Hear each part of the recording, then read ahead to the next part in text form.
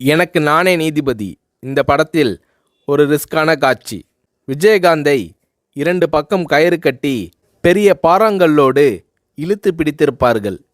கழுத்திலேயும் ஒரு கயிறு கொடுத்து பின்பக்கமாக விஜயகாந்த் அவர்களை இழுத்து பிடித்திருப்பார்கள்.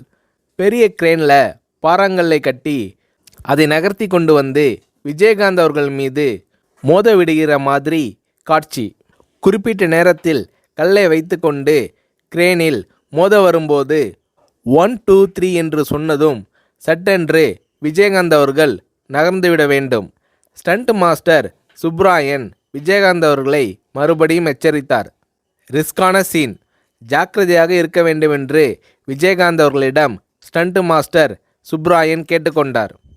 1 2 3 சொல்லி முடித்ததும் மயிரிழை வித்தியாசத்தில் விஜயகாந்த் உயிர் தப்பினார். ஏன் சார் டிலே பண்ணிட்டீங்கள் என்று ஸ்டண்ட் மாஸ்டர் சுப்ராயன் விஜயகாந்த் அவர்களிடம் கேட்டார்.